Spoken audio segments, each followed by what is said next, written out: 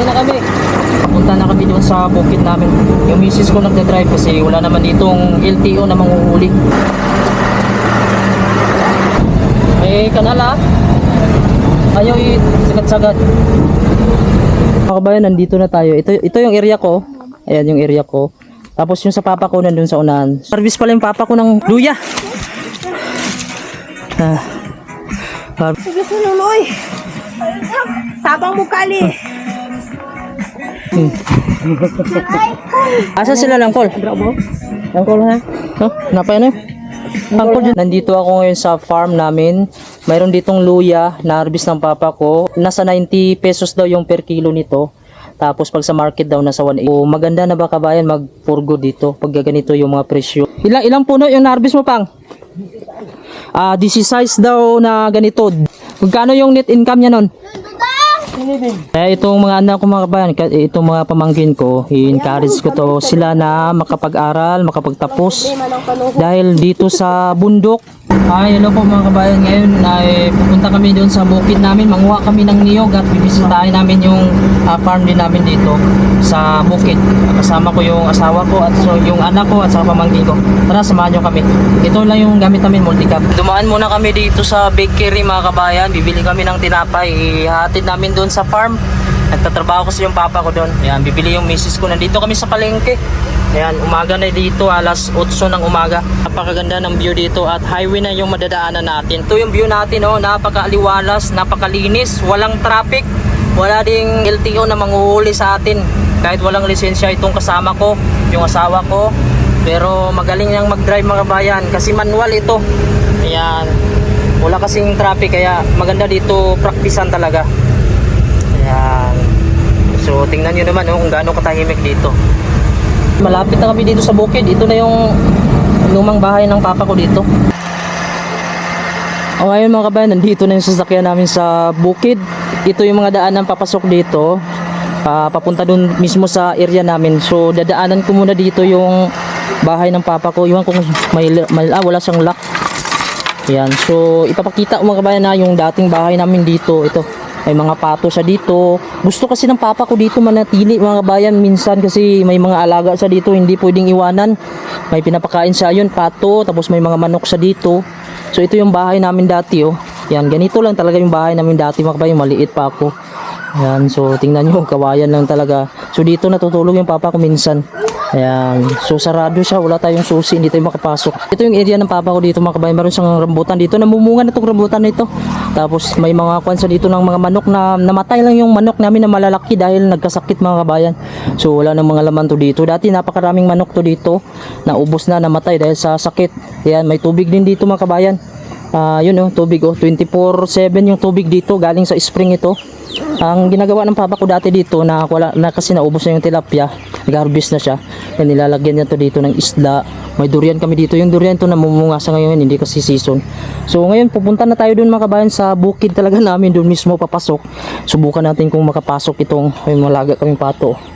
Ito lang yung bahay namin dati dito. Ngayon may mga alagang manok ng papa ko dito. Yan, ito yung daanan sa amin mga kabayan, pasok. May misis ko nagda-drive.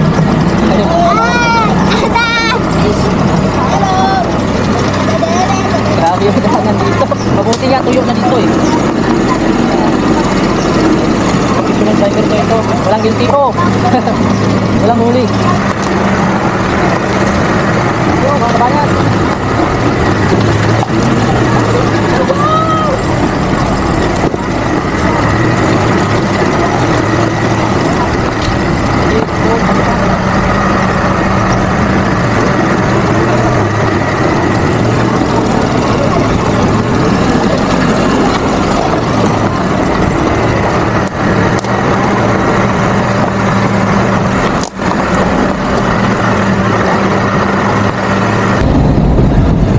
Kanala. Ayaw kayo pinduta. Ikuan lang, level lang, i-level. Ayaw sagad-sagad. Oh, may mga tao. Kalma lang, hinahin lang.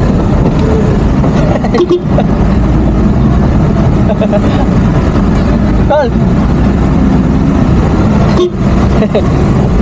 May lubong siguro. Yan mga kabayan, nandito na kami sa aming bukid. Ito yung bukid namin, no? Grabe yung daanan na dito sa amin, pero inaayos na dito. Dili na ka siguro. Gilid na ka, dili na ka. Park na ka, dali. Oh. Mga kabayan, nandito na tayo. Ito yung area ko. Ayan yung area ko. Tapos yung sa papa ko nandun sa unahan. So puntahan natin yung papa ko dun sa unahan. So ito yung sasakyan natin. Grabe na yung putik, pero kayang-kaya pa rin niya umahon, mga kabayan. Malakas pa rin yung sasakyan natin. Tara, punta tayo dun sa unahan. Grabe yung daanan dito, mga kabayan. Oh, inaayos pa kasi yan dito. Paganda sana to pag masimento na. Kasi may shortcutan yan dito. Ito yung madadaanan natin, oh. Ito na yung Greenland. Ang daming punong kahoy. Ayan. So, walang problema dito mag-drive, mga kabayan. Walang lisensya kasi walang LTO. Ayun, mga kabayan, nandito na kami sa area ng papa ko. Papasok na kami, may dala tayong tinapay. Baka gutom na sila. Dito kasi nagtatrabaho yung papa ko. Kahit may edad na yung papa ko, ayaw niya pa rin tumigil sa pagsasaka dahil nanghihina daw yung katawan niya. Ito na yung mga tanim niya dito. May langka, may mangustin. Yung kabuhayan kasi dito ngayon ay lakatan na yung saging na minimintin ng papa ko kasi medyo mahal yung bili ngayon sa lakatan. Nasa 60 ata, mga kabayan, hindi ako nagkamali, 60 per kilo. Tatanungin natin mamaya. Ito mga lakatan na yan, oh.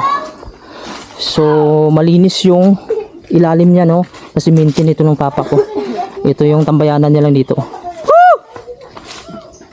Sa itaas sila. Tara, puntahan natin sa itaas. So ito, napakamaraming punong saging, mga kabayan. Dati yung tanim ng papa ko dito, may tubo pa dito, sugar cane. Yung tanim niya dito ay mais. Sa mais kasi mababa lang yung kuha ng presyo ng mais, mga kabayan. Mababa lang, tapos may mga abono pa, hirap pa pagdadamo. Hindi kagaya dito sa lakatan na mahal yung kuha ng saging.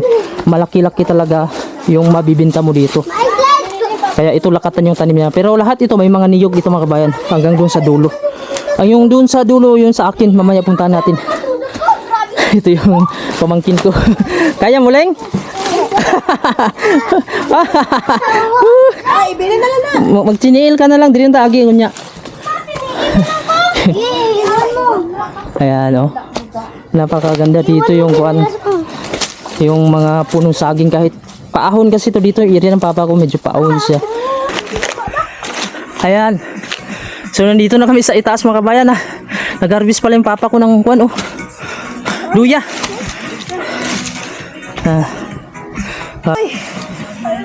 Sabang mukali.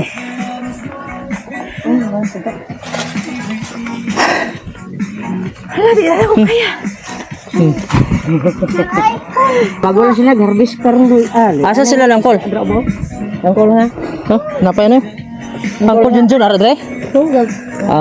Ito yung na-harvest na ngayon, mga kabayan, no? Yung luya. Napakaraming luya daw tinamnan niya sa ilalim ng puno ng saging. Ito pala yung ilalim ng punong saging, yung mga bakante niya kasi malinis. Tinamnan pala ng papa ko ng yung luya. Tagpila ang kilo ng luya ngayon, pang? 90 pesos per kilo. Tapos pagbili na sa market, patong nila. Wala Disney. 180.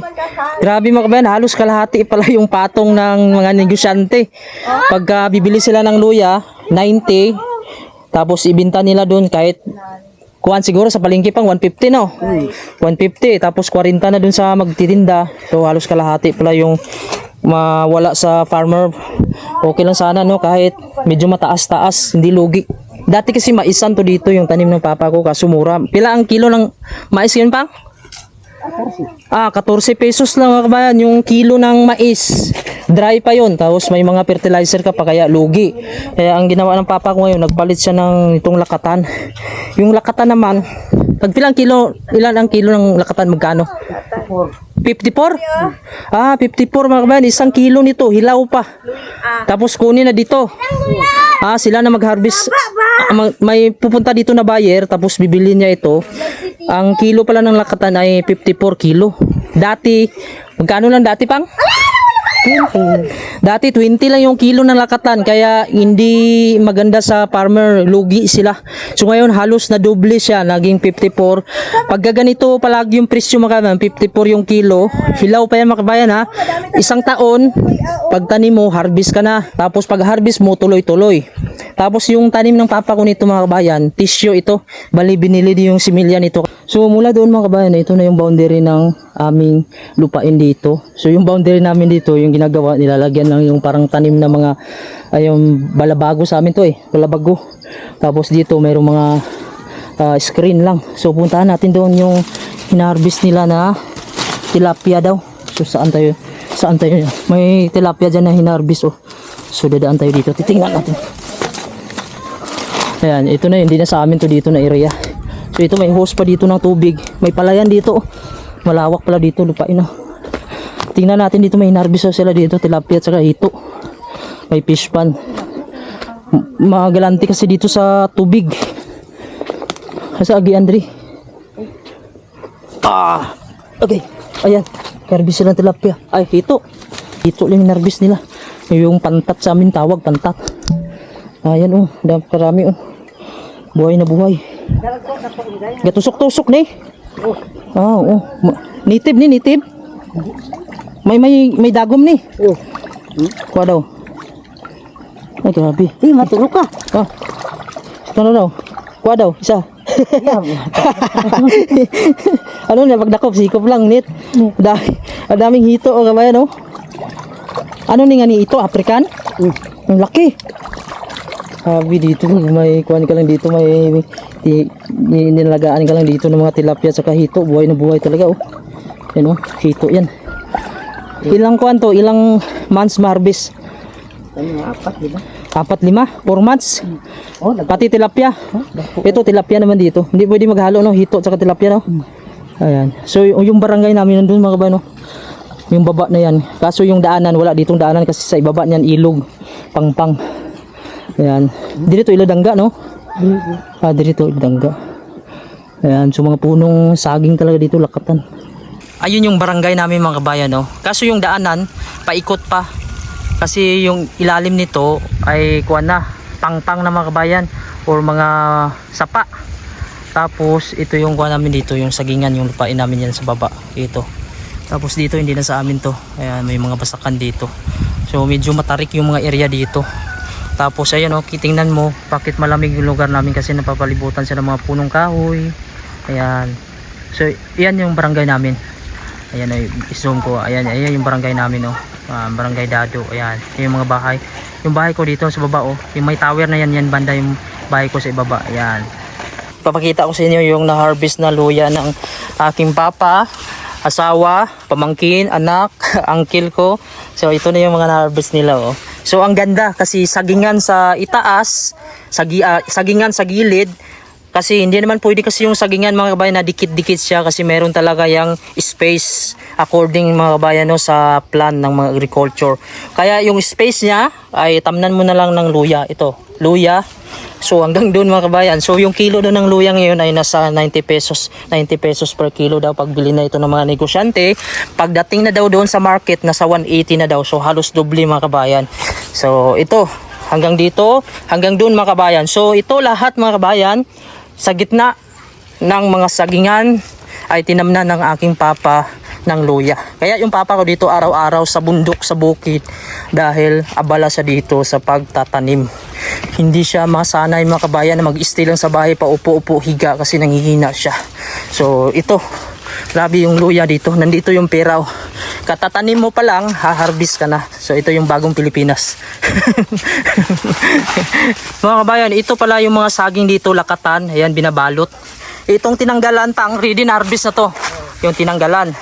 Ang kagandahan pala dito sa saging na to, halimbawa ito na harvest mo na ito.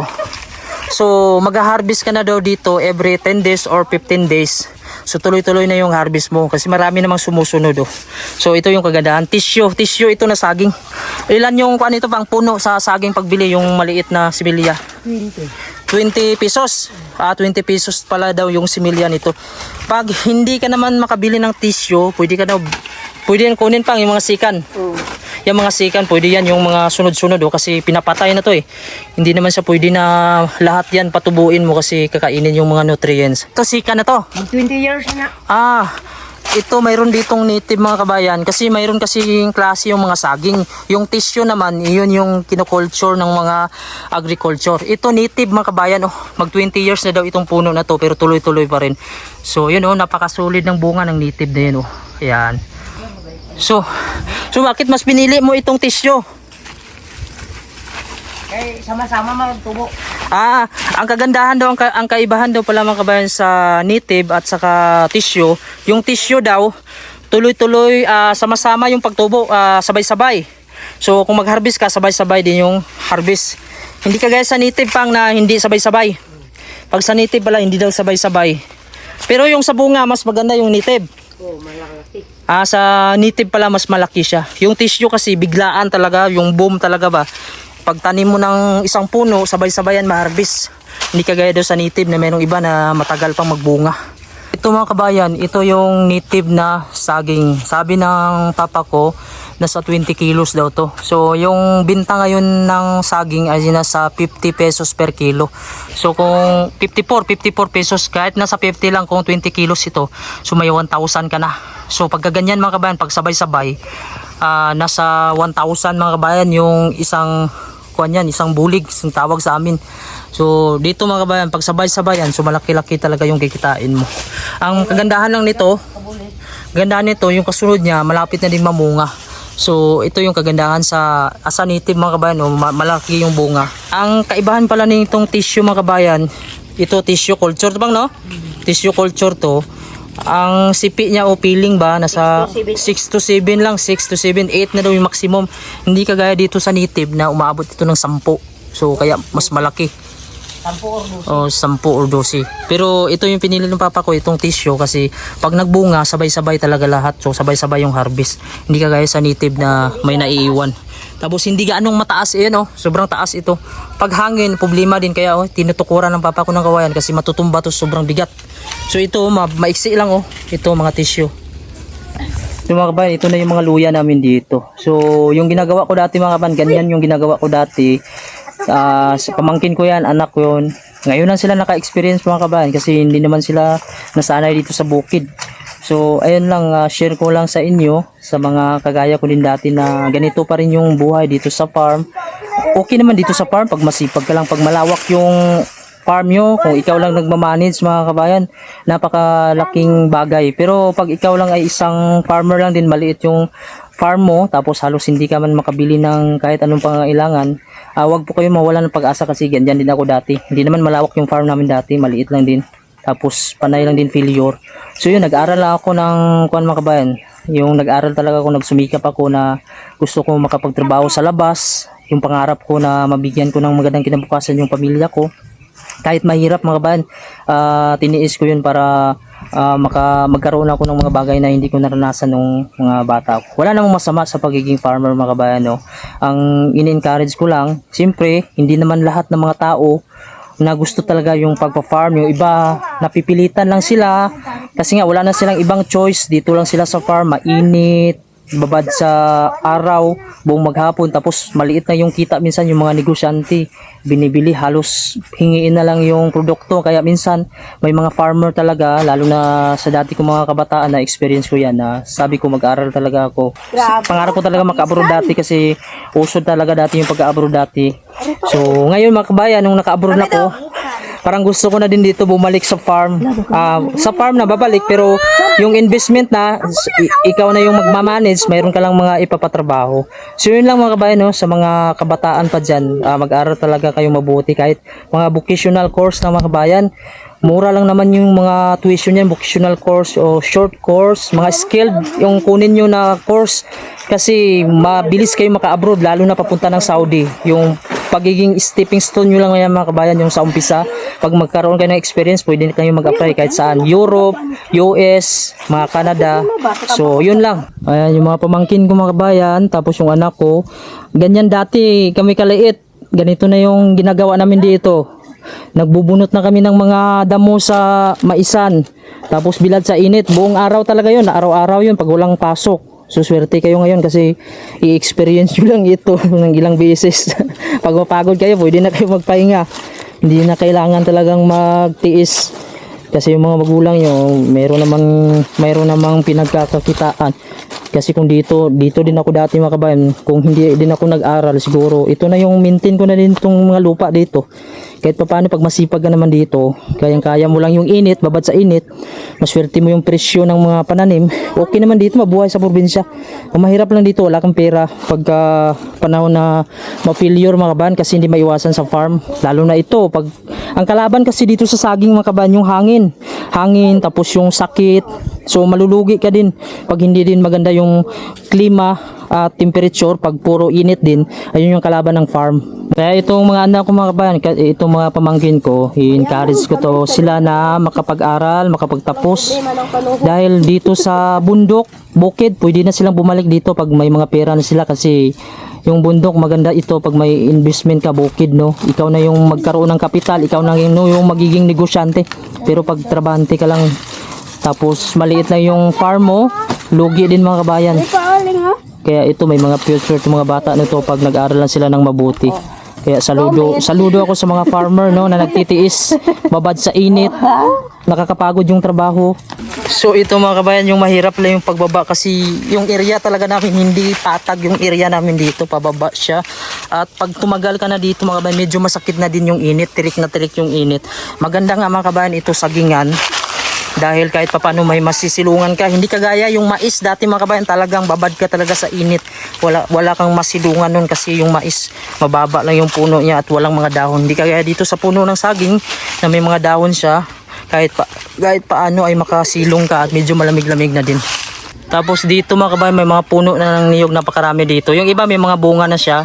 Ito kasi yung iba huli na siya tinanim.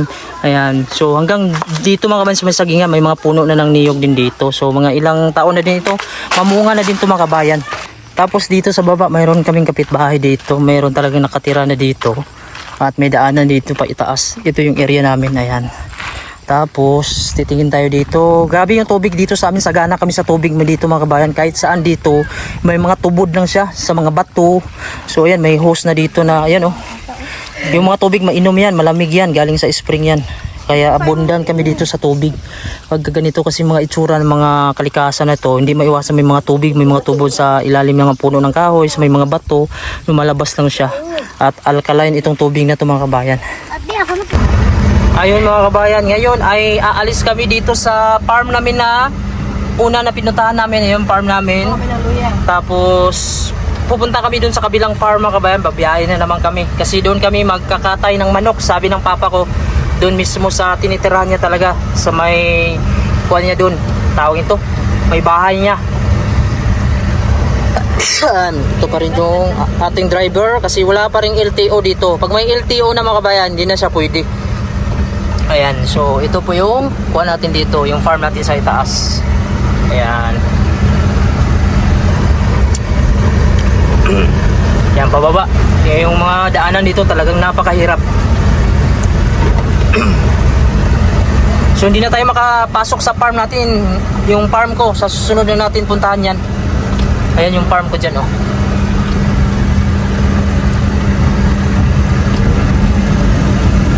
Ito yung farm ko mga kabayan, ito.